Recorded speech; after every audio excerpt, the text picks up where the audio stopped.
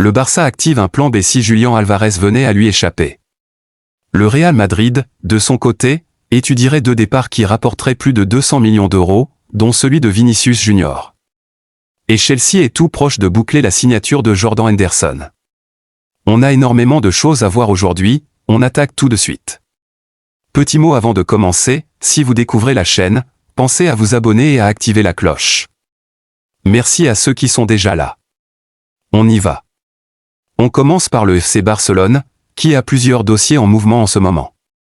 D'abord une officialisation à noter, le Barça a officiellement recruté Abdulaziz Isa, l'attaquant ghanéen de 20 ans, qui était jusque-là prêté au Barça Athletic.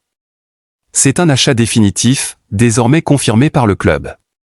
Hansi Flick devra maintenant décider s'il l'intègre directement à l'équipe première ou s'il le laisse continuer à se développer en réserve.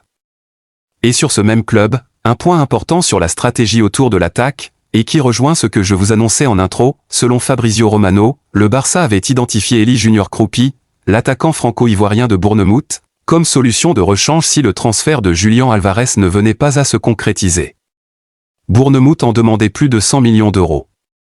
Mais selon les toutes dernières informations, le club catalan aurait déjà renoncé à cette piste, Bournemouth ayant fermement refusé de négocier en dessous de ce montant.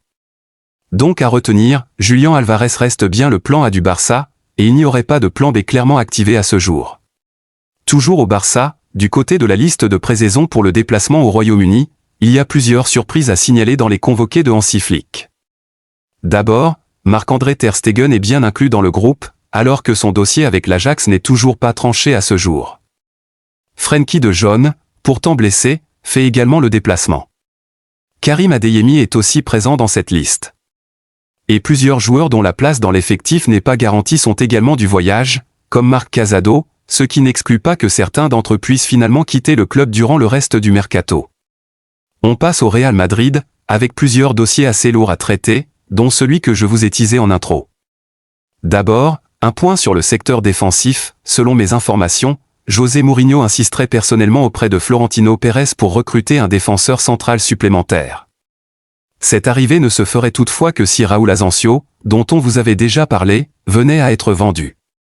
Plusieurs options seraient évoquées en interne pour ce poste, Renato Vega, Thomas Araujo, ou encore Ruben Dia.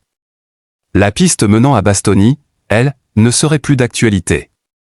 Discussion en cours donc, rien d'acté, et tout dépendra en premier lieu de l'issue du dossier Asensio.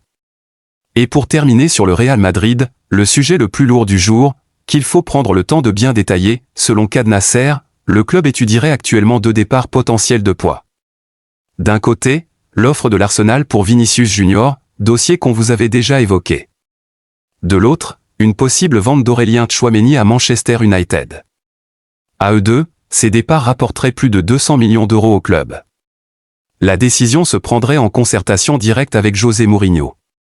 Il faut bien nuancer les 2 dossiers, et c'est important, la vente de Vinicius reste très peu probable à ce stade, le club et le joueur privilégiant toujours la prolongation dont on vous parlait la dernière fois.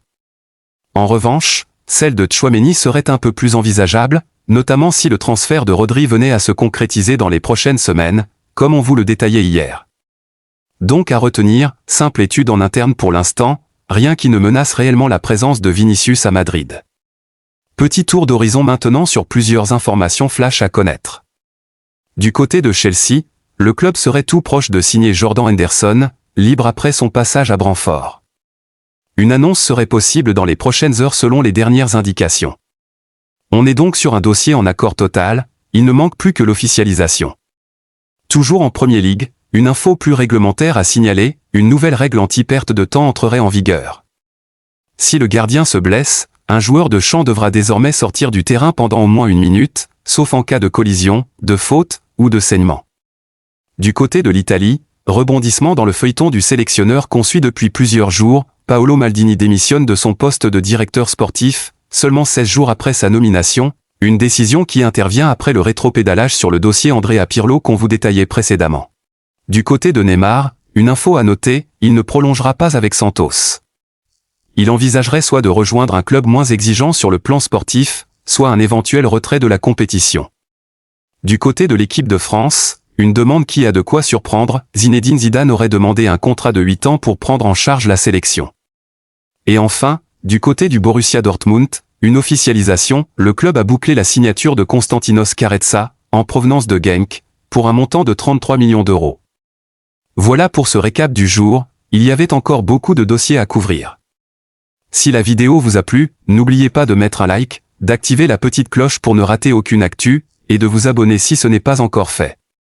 Je vous dis à très vite pour un prochain épisode.